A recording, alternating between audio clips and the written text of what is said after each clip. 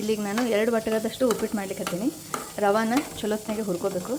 ಸ್ವಲ್ಪ ಇದಕ್ಕೊಂದು ಚೂರು ತುಪ್ಪ ಮತ್ತು ಒಂದು ಸ್ವಲ್ಪ ಎಣ್ಣೆ ಹಾಕೀನಿ. ಇದಕ್ಕೆ ಚಲೋ ಚೆಂದಾಗಿ ಹುರ್ಕೊಂಡ್ವಿ ಅಂದ್ರೆ ಉಪ್ಪಿಟ್ಟು ರುಚಿ ಆಗ್ತದೆ ಭಾಳ.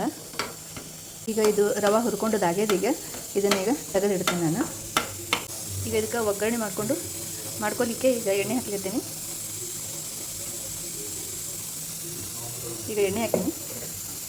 ಈಗೆಲ್ಲ ಎಣ್ಣೆ ಹಾಕಿ ಒಗ್ಗರಣೆ ಮಾಡಿಟ್ಟಿದ್ದೀನಿ. ಈಗ ಇದಕ್ಕೆ ನಾನು ಬಟಾಟೆ ಹೆಚ್ಕೊಂಡಿನಿ ಸಣ್ಣಗೆ. ನೀವು ಬೇಕಿದ್ರೆ ಕ್ಯಾಬೇಜನ್ನು ಹಾಕ್ಬೋದು, ಚಲೋ ಆಗ್ತದೆ. ಇಲ್ಲಿ ನಾವು ಉಳ್ಳಾಗಡ್ಡಿ ಏನು ಹಾಕಿಲ್ಲ, ಬಟಾಟೆ ಮತ್ತು ಮೆಣಸಿನಕಾಯಿ ಒಂದು 3 ಹೆಚ್ಕೊಂಡಿನಿ.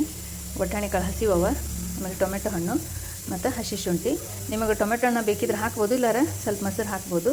ಅದು ಮೊಸರು ಹಾಕಿದ್ರೂ ರುಚಿ ಆಗ್ತದೆ. ಈಗ ಇದನ್ನು ಒಗ್ಗರಣೆ ಒಳಗೆ ಒಂದೊಂದಾಗಿ ಹಾಕೋಣ. ಈಗ ಅದು ಎಣ್ಣೆ ಹಾಕ್ಕೊಂಡಿದ್ದೀವಲ್ಲ ಕಾಯ್ದದ. ಈಗ ಇದಕ್ಕೆ ಸಾಸಿವೆ ಹಾಕೀನಿ.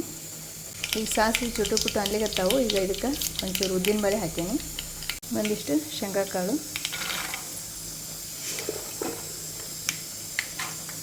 ಅರಿಶಿನ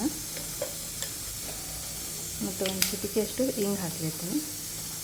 ಈಗ ಬಟಾಟೆ ಹಾಕೀನಿ, ಶುಂಠಿ, ಮೆಣಸಿನ್ಕಾಯಿ,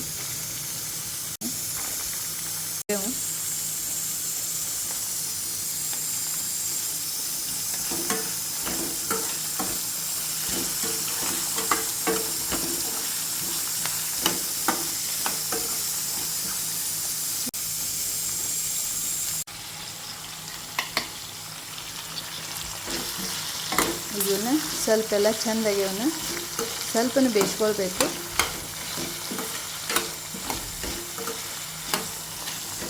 ಈಗ ನಾನು 2 ವಾಟಗದ ಉಪ್ಪಿಟ್ಟು ಮಾಡ್ಲಿಕ್ಕೆ ಹತ್ತೇನೆಂದರೆ ಇದಕ್ಕೆ ಒಂದು 5 ವಾಟಗದಷ್ಟು ನೀರು ಹಾಕ್ತೀನಿ.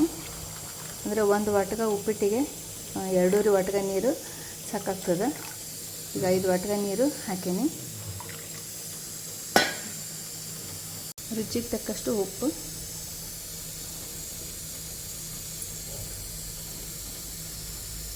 ಒಂದು ಚಿಟಿಕೆಯಷ್ಟು ಸಕ್ಕರೆ.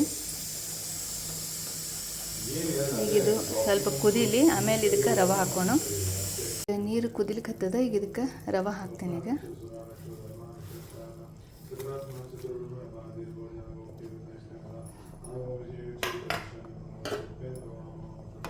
ಇದನ್ನು ಈಗ ಉಪ್ಪಿಟ್ಟು ರವೆ ಮಾಡ್ಲಿಕ್ಕೆ ಹತ್ತದ್ದು. ಇದು ಕೇಸರಿ ರವೆ, ಇದು ಬಾಂಬೆ ರವದಿಂದನೂ ಮಾಡ್ತಾರೆ, ಅದೂ ಚಲೋ ಆಗ್ತದೆ.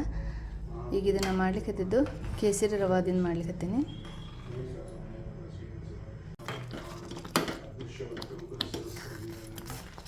ಈಗ ರವೆ ಹಾಕಿದ್ಮೇಲೆ 1 ನಿಮಿಷ ಅಷ್ಟೇ ಇದನ್ನು ಕೈ ಆಡಿಸಿ ಒಂದು ಪ್ಲೇಟ್ದಿಂದ ಇದನ್ನು ಮುಚ್ಚಿಟ್ಬಿಡ್ಬೇಕು. 1-2 ನಿಮಿಷ ಅಷ್ಟೇ ಇದನ್ನು ಮುಚ್ಚಿಡಬೇಕು. 1-2 ನಿಮಿಷ ಆದಮೇಲೆ ಮತ್ತು ಸ್ವಲ್ಪ ತೆಗೆದು ಅದನ್ನು ಹಿಂಗೆ ಸ್ವಲ್ಪ ಕೈ ತಿರುಗಬೇಕು, ಇಲ್ಲಾಂದ್ರೆ ಮತ್ತೆ ತಳ ಅದು ಹೊತ್ಕೊಳ್ತದೆ.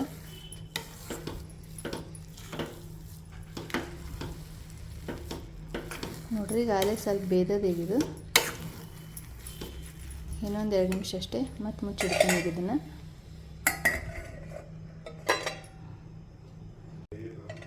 ಈಗ ಇದು ಉಪ್ಪಿಟ್ಟು ರೆಡಿ ಆಗಿದೆ ನೋಡ್ರಿ.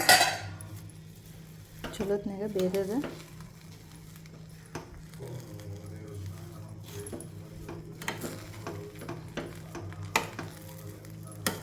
ಅಷ್ಟೊಂದು ಅಗದಿ ನೀರೇನು ಆಗಿಲ್ಲ, ಅಗದಿ ಚೆಂದಾಗಿ ಉದುರಾಗ್ಯದ. ಈಗ ಗ್ಯಾಸ್ ಆಫ್ ಮಾಡಿಬಿಡ್ತೀನಿ.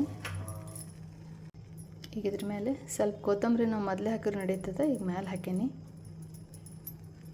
ಹಸಿ ಕೊಬ್ಬರಿ,